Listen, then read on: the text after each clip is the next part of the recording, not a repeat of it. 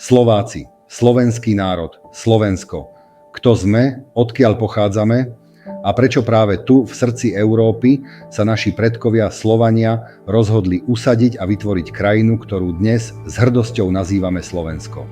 Toto nie je len príbeh o dávnych časoch, ale o nezlomnej vôli, o prežití a o zrode národa, ktorý formoval svoju identitu po stáročia. Pripravte sa na inšpiratívnu cestu do minulosti, ktorá nám odhalí korene našej prítomnosti. Predstavte si krajinu pokrytú hustými, prastarými lesmi, kde nebolo ani mesta, ani cesty, iba mohutné rieky, majestátne hory a hlboké ticho. Krajinu, kde sa pomedzi hmlu a dým z ohnízk začali ozývať prvé slová našich dávnych predkov, Slovanov. Kde sa pomaly krok za krokom rodil národ, ktorý dnes s hrdosťou voláme Slováci.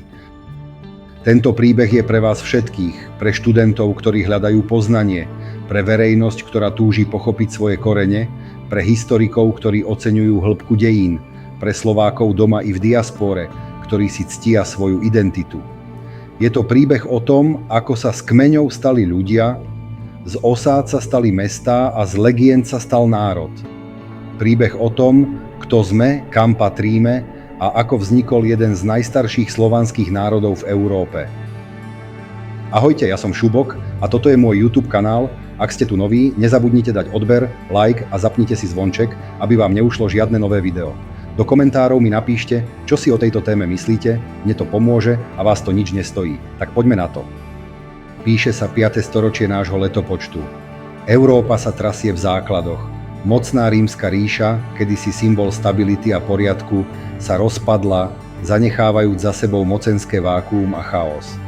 Kontinent je v neustálom pohybe, migrujú celé kmene a národy, hnané túžbou po lepšom živote, alebo naopak, utekajúce pred inváziou iných. V tomto turbulentnom období, v tejto obrovskej zmene, prichádzajú na územie dnešného Slovenska Slovania. Nie ako dobyvatelia s mečmi a štítmi, ale ako usadlíci, hľadajúci pokojné miesto pre život. Ich cieľom nebolo podmaniť si, ale nájsť úrodnú pôdu, dostatok vody a bezpečné údolia, kde by mohli založiť svoje domovy a pestovať úrodu. Prvé slovanské osady nachádzame v Karpatskej kotline, v úrodných dolinách riek Váh, Nitra a Hron. Z malých dediniek s hlinenými chatkami a ohniskami, kde sa ozýval smiech detí a spev žien, sa pomaly začal rodiť nový svet. Svet, ktorý bol základom pre vznik a rozvoj slovenského národa. Ale nebolo to jednoduché. Slovania tu neboli sami a ich príchod neznamenal okamžitý pokoj. Z východu prišli Avari, kočovní bojovníci, ktorí ovládli veľkú časť Karpatskej kotliny a vytvorili si tu mocný kaganát. S nimi to bolo ako s nepozvaným susedom. Raz ti požičia soľ, inokedy ti podpáli strechu. Avari boli obávaní jazdci a ich prítomnosť predstavovala pre Slovanov neustálu hrozbu, ale aj príležitosť.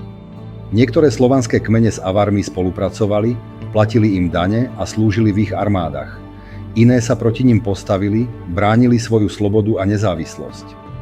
Práve v tejto neľahkej dobe, pod tlakom vonkajšieho nepriateľa, sa medzi Slovanmi začala formovať prvá myšlienka – spolu sme silnejší. Táto myšlienka spoločnej obrany a vzájomnej pomoci bola kľúčová. Bola to iskra, ktorá neskôr zapálila plameň zjednotenia a z ktorej vyrástol prvý slovanský štátny útvar. Avari, hoci boli nepriateľmi, paradoxne prispeli k formovaniu slovanskej identity a k potrebe hľadať spoločnú silu.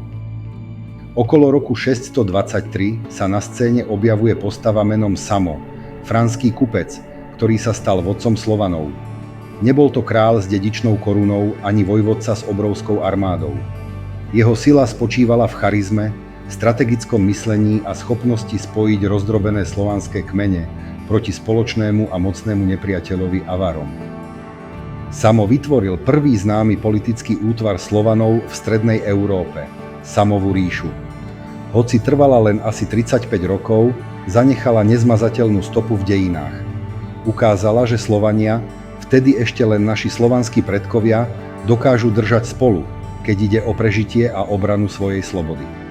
Najvýznamnejším víťazstvom bola bitka pri Vogastisburgu, kde Samo porazil franského kráľa Dagoberta I., čím potvrdil nezávislosť svojho útvaru. Samova ríša bola dôležitým precedensom. Bola dôkazom, že Slovania sú schopní vytvoriť vlastnú politickú štruktúru a brániť sa proti vonkajším hrozbám. Hoci sa po Samovej smrti rozpadla, jej odkaz pretrval a inšpiroval budúce generácie k ďalším pokusom o zjednotenie. Bol to prvý, ale kľúčový krok na ceste k štátnosti. O 2 storočia neskôr, v 9. storočí, sa v centre dnešného Slovenska objavuje niečo skutočne veľké a prelomové. Kniežatstvo Nitra, prvý známy politický útvar na našom území, o ktorom máme spoľahlivé písomné záznamy. Vládol mu knieža Pribina, o ktorom vieme, že nechal postaviť prvý kresťanský kostol na našom území, zasvetený svätému Emerámovi v Nitre okolo roku 828. Tento čin symbolizoval príchod kresťanstva a začiatok novej éry. Potom prišiel Mojmír I, knieža Moravy, ktorý zjednotil nitrianske kniežatstvo s Moravou. Tento akt zjednotenia, hoci bol sprevádzaný vyhnaním Pribinu, položil základy pre vznik mocného štátneho útvaru, ktorý poznáme ako Veľkomoravská ríša. Bol to okamih, keď Slovania na tomto území prvýkrát dostali pevné miesto na mape dejín, s vlastnou vládou a ambíciami. Veľká Morava nebola len zoskupením kmeňov, ale skutočným štátom s organizovanou správou, armádou a rozvíjajúcou sa kultúrou. Jej vznik bol vyvrcholením storočí vývoja a snách o zjednotenie. Bola to kolíska, v ktorej sa začala formovať slovenská identita v širšom štátotvornom kontexte. Veľká Morava nebola len o mečoch a kniežatách. Bola to kolíska kultúry, viery a písma, ktorá položila základy pre duchovný a intelektuálny rozvoj Slovanov. V roku 863 prichádzajú na jej územie dvaja bratia zo Solúna, svätý Cyril a svätý Metod. Ich príchod nebol náhodný, bol výsledkom prezieravej politiky kniežaťa Rastislava, ktorý hľadal spôsob, ako posilniť nezávislosť Veľkej Moravy od vplyvu Franskej ríše a jej latinského kléru. Cyril a Metod priniesli so sebou nielen kresťanskú vieru, ale aj písmo, ktoré sa neskôr vyvinulo do hlaholiky, a jazyk, v ktorom Slovania prvýkrát počuli slovo Božie vo svojej reči. Nie v latinčine, nie v gréčtine, ale v staroslovienčine, jazyku, ktorý bol zrozumiteľný pre všetkých. Preložili do neho liturgické knihy, čím umožnili Slovanom aktívne sa zapájať do bohoslúžieb a chápať ich zmysel. To bol moment, keď sa z obyčajných kmeňov začal formovať národ s vlastnou kultúrou a duchovnou identitou. Cyrilo-metodská misia nebola len náboženskou udalosťou, bola to kultúrna revolúcia. Vznikla prvá slovanská spisovná reč, rozvíjalo sa školstvo a vzdelanosť. Naša kultúrna DNA sa začala písať práve tu, v srdci Veľkej Moravy, a jej odkaz pretrváva dodnes. Veľká Morava však netrvala večne. Na prelome 9. a 10. storočia sa začali nájazdy starých Maďarov, ktoré ríšu rozvrátili. Vnútorné spory, tlak z východofranskej ríše a neustále útoky kočovných kmeňov viedli k jej postupnému oslabeniu a napokon k pádu. Územie dnešného Slovenska sa stalo súčasťou Uhorska a takto zostalo na viac než 900 rokov. No Slováci nezmizli. Napriek strate vlastnej štátnosti a začleneniu do cudzieho kráľovstva prežili ako ľud, ako jazyk, ako kultúra. Naši predkovia pokračovali v tom, čo vedeli najlepšie. Budovali svoje domovy, obrábali pôdu, spievali svoje piesne, rozprávali si príbehy a odovzdávali si z generácie na generáciu svoje zvyky a tradície. A práve v týchto príbehoch, piesňach a zvykoch prežila ich identita. Nebol to štát, ktorý zrodil národ, bol to jazyk, pieseň, rodina a nezlomná vôľa prežiť, ktoré udržali slovenskú identitu pri živote. V Uhorsku sa Slováci stali dôležitou súčasťou mnohonárodnostného štátu, ale nikdy nezabudli na svoje korene a na odkaz Veľkej Moravy. Táto skúška odolnosti len posilnila ich odhodlanie zachovať si svoju jedinečnosť. Pôvodne sa naši predkovia nazývali Sloveni, slovo, ktoré malo spoločný koreň s pojmom slovo. Teda tí, ktorí rozprávajú rovnakou rečou, na rozdiel od Nemcov, ktorí sú nemí, teda nerozumejú. Toto pomenovanie odrážalo základnú identitu, ktorá bola postavená na spoločnom jazyku a kultúre. Bolo to jednoduché, ale hlboko výstižné označenie.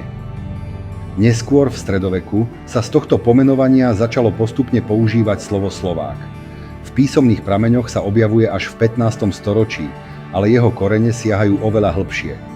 Tento posun v názve nebol len lingvistickou zmenou. Odrážal postupné formovanie národného povedomia a odlíšenie sa od iných slovanských skupín. A odvtedy sa s nami nieslo cez stáročia, vojny, krízy aj mier. Nie je to len meno, je to symbol kontinuity, hrdosti a nezlomnej vôle prežiť.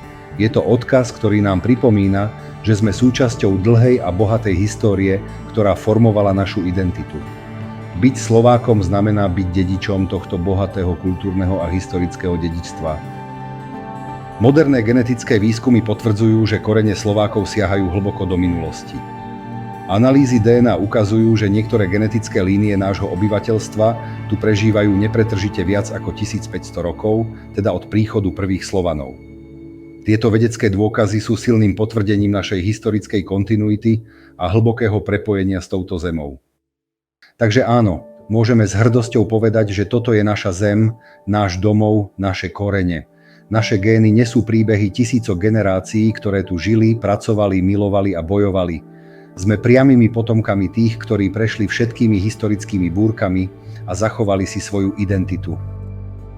A keď sa dnes prechádzame po Slovensku, pozeráme sa na tú istú krajinu, akú kedysi videli naši dávni predkovia. Menili sa štáty, králi aj hranice, ale my sme tu zostali. Naše hory, rieky a údolia sú svedkami našej histórie a sú neoddeliteľnou súčasťou našej identity. Sme národ s hlbokými koreňmi, ktoré nás pevne držia pri zemi. Slováci, malý národ s veľkým srdcom. Potomkovia Slovanov, ktorí prišli hľadať nový začiatok a našli domov medzi majestátnymi Tatrami a mohutným Dunajom. Národ, ktorý prežil bez veľkých armád, ale s obrovskou vôľou, húževnatosťou a nezlomným duchom. Sme národ, ktorý si váži svoju históriu, kultúru a jazyk. A keď sa dnes niekto spýta, kto sme, odpoveď je jednoduchá, ale hlboká. Sme tí, ktorí si pamätajú, odkiaľ prišli. Sme dedičmi cyrilometodskej tradície, nositeľmi odkazu Veľkej Moravy a strážcami slovenského jazyka. Sme Slováci. Sme národ, ktorý sa neustále vyvíja, ale nikdy nezabúda na svoje korene. Tento príbeh je oslavou našej minulosti a inšpiráciou pre našu budúcnosť. Je to výzva pre vás, študenti, aby ste hľadali poznanie. Pre verejnosť, aby ste si vážili svoje dedičstvo, pre historikov, aby ste pokračovali vo výskume, a pre všetkých Slovákov, doma i v diaspóre, aby ste s hrdosťou niesli svoje meno. Nech je toto video svedectvom o našej ceste a vzdelávaním pre ďalšie generácie. Ak sa vám toto video páčilo, nezabudnite na odber, like a zdieľanie. Pomôžete tak šíriť tento dôležitý príbeh. A hlavne, píšte mi do komentárov, čo by ste chceli, aby sme rozobrali na budúce. Vaše názory sú pre mňa cenné. Ja som Šubok, ďakujem, že ste so mnou, a vidíme sa v ďalšom videu. Nech žije Slovensko. Čaute.